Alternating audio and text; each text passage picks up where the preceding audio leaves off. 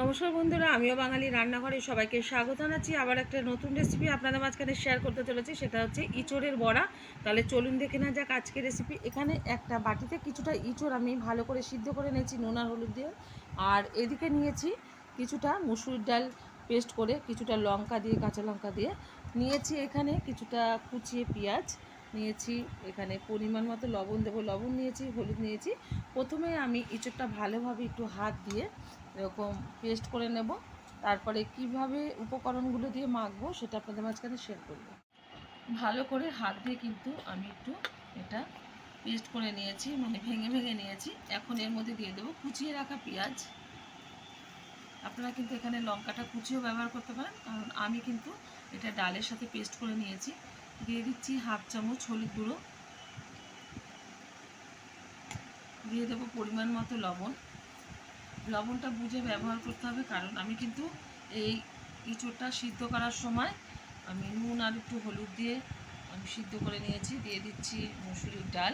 আপনারা যে কোনো ডাল দিয়ে এটা বড়াটা ভেজে নিতে পারেন। সবগুলো উপকরণ একসাথে আমি ভালোভাবে মেখে নেব। এটা ভালোভাবে একটু আমি মেখে নিয়েছি, একটু গায়ের জোর দিয়ে মেখে নিতে হবে, কারণ এই কাঁঠালটা কিন্তু শক্ত শক্ত থাকলে হবে না, একটু ডালের সাথে পেস্ট করে নিতে হবে। তো এখন আমি বড়াগুলো ভেজে নেব। ইঁচড়ের বড়াটা ভাজার জন্য ওভেনে কড়াই বসিয়ে তাতে দিয়ে দিয়েছি বেশ কিছুটা সাদা তেল। তেলটা গরম হয়ে গেছে। এখন তেলের মধ্যে আস্তে আস্তে করে বড়াগুলো আমি ভেজে নেব। আর আমি আজকে কিন্তু চ্যাপটা চ্যাপটা করে বড়াগুলো বানিয়ে নিচ্ছি। আপনারা আপনাদের পছন্দ অনুযায়ী শেপটা দিয়ে নেবেন। আমার এই রেসিপি যদি আপনাদের ভালো লেগে থাকে, আপনারা অবশ্যই আমার চ্যানেলটিকে সাবস্ক্রাইব করবেন, লাইক করবেন, শেয়ার করবেন।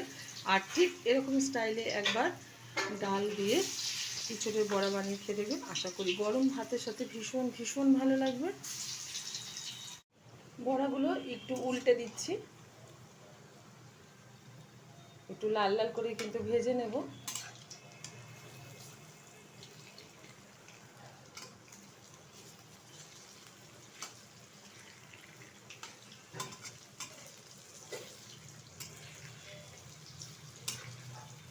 উল্টো পিঠটা ভালোভাবে ভাজা হয়ে গেলে তুলে নেব একটা পাত্রে। যেগুলো ভাজতে বাকি আছে সেমভাবেই ভেজে নেব। বড়াগুলো কিন্তু উল্টে পাল্টে ভালোভাবে ভেজে নিয়েছি, তুলে নিচ্ছি একটা প্লেটে। আর গরম গরম ভাতের সাথে, ডালের সাথে এটা সার্ভ করব। দেখা হবে পরের ভিডিওতে নতুন কোনো রেসিপি নিয়ে। ধন্যবাদ।